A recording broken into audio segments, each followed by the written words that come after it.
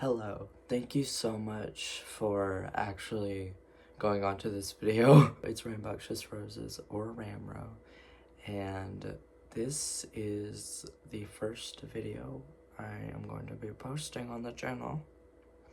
So, hello. Yes, you heard the title correctly.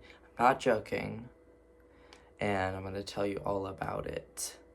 But before, I just kind of wanted to do a general introduction since this is the first video and not just like jumping into it, because I want to give a little introduction. And also, the reason why it says I have 339 subscribers is because this used to be another sort of channel that I had when I was 11.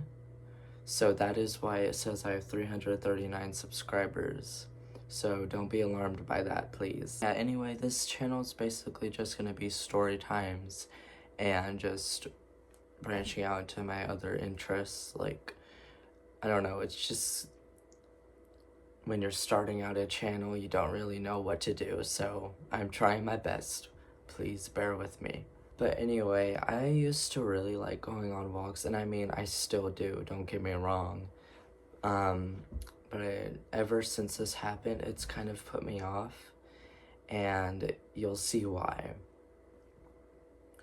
So, there's these trails in our property, which, I mean, like, or on our property, and I guess where I live. And we have a very open area where we live in the country. And way back there, there's a whole forest. And, you know, the forest is huge. So we only really, like, the trails aren't really that big. Like, they don't stretch very long. They're a pretty small loop. So, this particular day, I think I already had walked, but I wanted to go ahead and just, you know, walk again. And there was absolutely no one home. So, I guess this makes it creepier.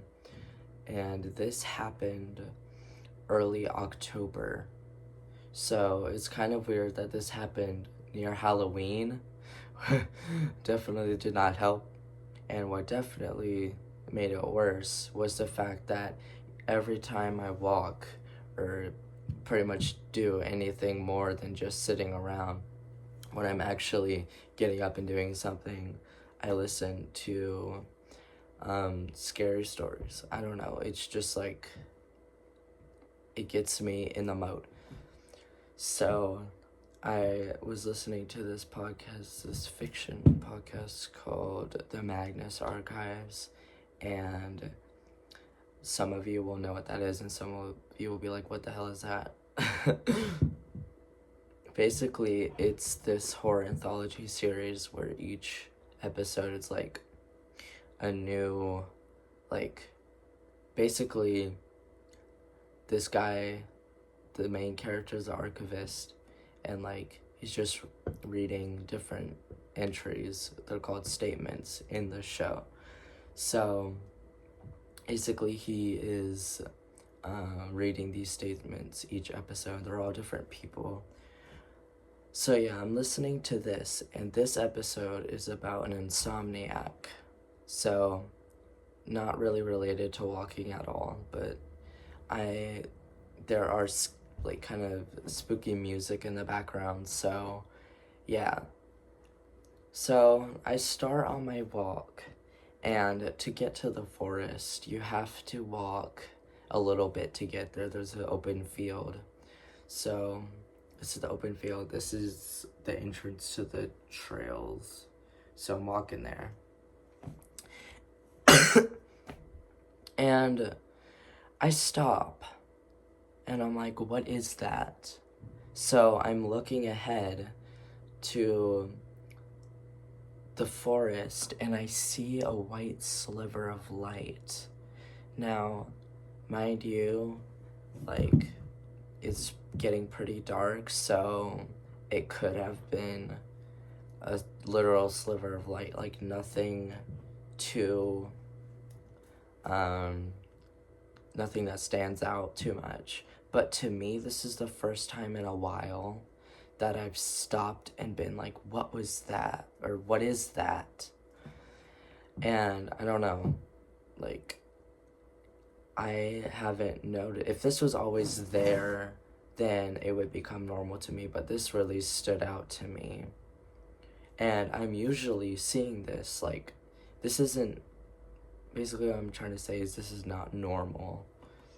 This is not a normal sight. So it kind of freaks me out. And it's not just because I'm listening to this podcast, because I always listen to it, and I've just kind of become used to hearing kind of scary things, so it's not like just suddenly I'm like super scared for no reason and I'm pointing out things. Like, it does not happen to me. I go anyway, which was, I don't know if I regret it, because I mean, part of me does, because it really freaked me out for a long time. But a part of me is, like, curious about it. I saw the thing, the little sliver of light, while I was listening to the story. I think the sliver of light started to get me more invested in the story, which is not about a sliver of light as well. It's about an insomniac. I start walking in the trail, and so if I'm walking here, there's like a loop and there's a tree right here, so you can't really see from, it's going out of focus, but I'm walking around a corner of the trail. And God, I'm gonna try my best to explain what happened, but I see something gallop in front of me. It's coming from like this kind of clearing in the trail. There's some plants and it stretches out really far. You can see other parts of the forest. And there's this thing, if I could try to describe it, it was like a horse looking thing, but the neck and the head were just like, it had no face, no snout. Like, it was just like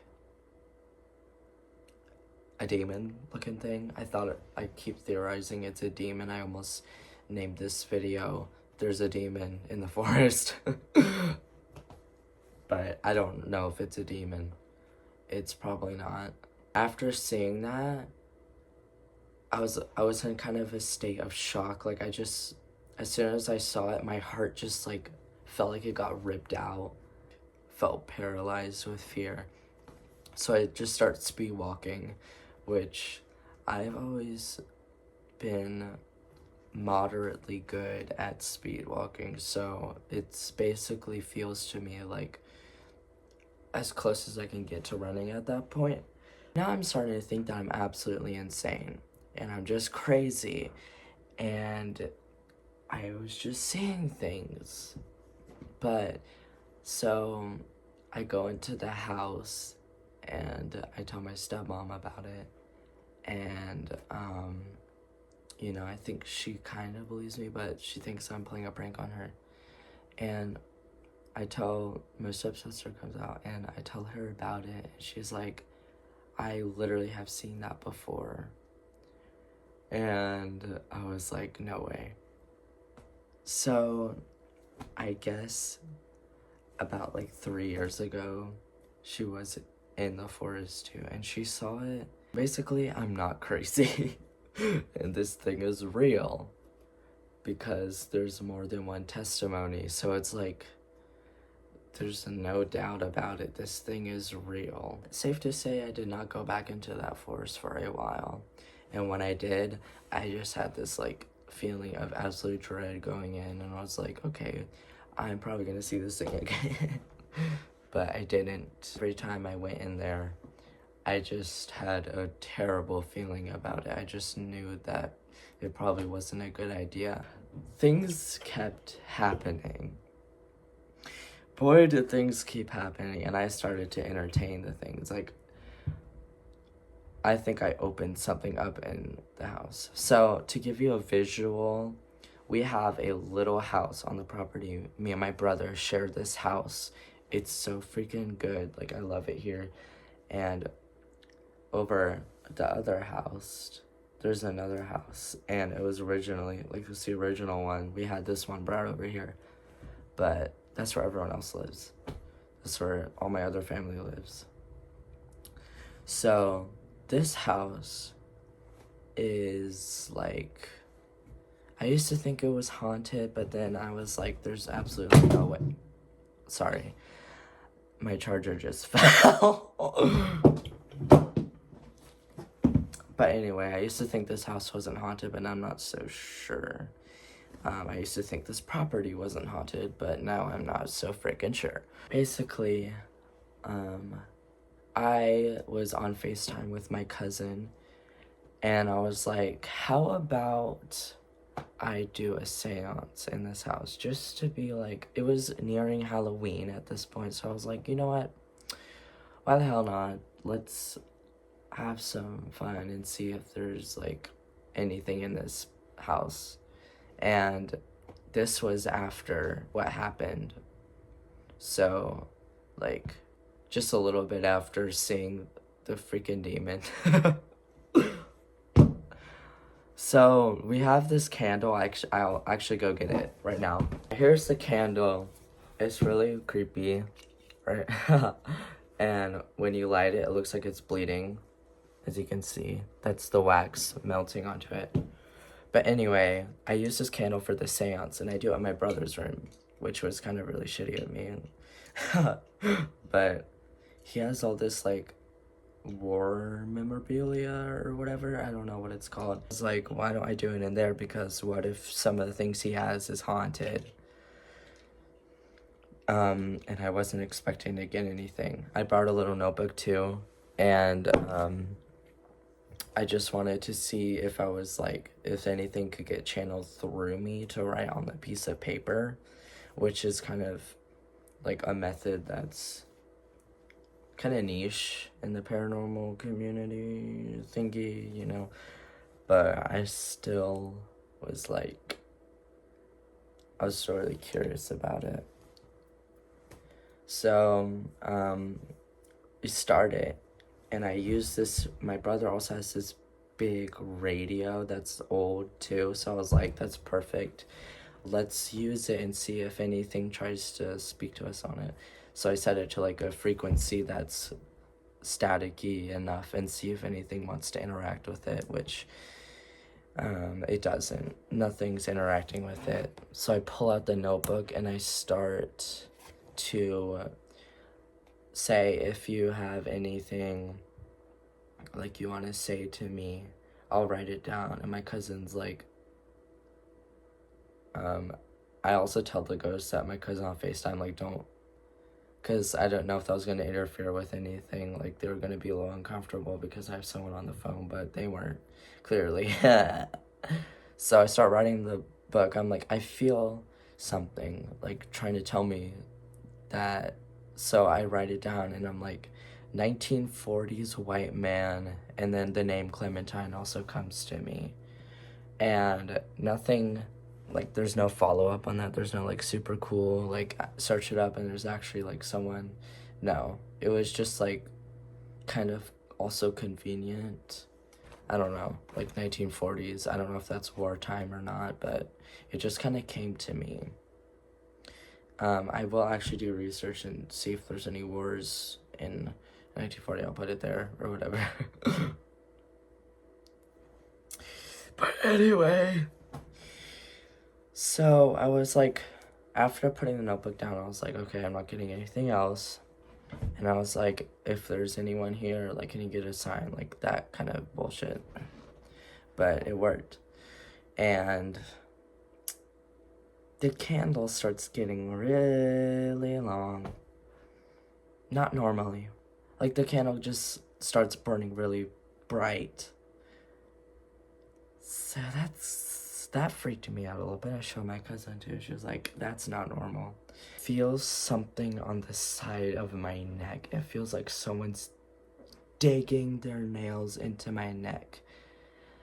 And yeah, at that point I was like, heck no. And my cousin's like, you need to cleanse your space. I'm like, oh shit. What have I done? So that was the second story. And after that I was really freaked out. So for my birthday, because my birthday is October 9th, and yeah, Halloween, no big deal. But like 2 days after, no, actually, one day after my birthday, I went to go see a show. And the show was a play. A show sounds way cooler, but I actually went to see a play. So, after I got home, and my brother's wasn't there at the time, and, I go into the bathroom, and I remember from that morning, I did use a towel. Like, there's, like, a stack of towels, but I only used one, and I hung it on the door. But when I came back, there was 2 towels drying, and one of them was sopping wet.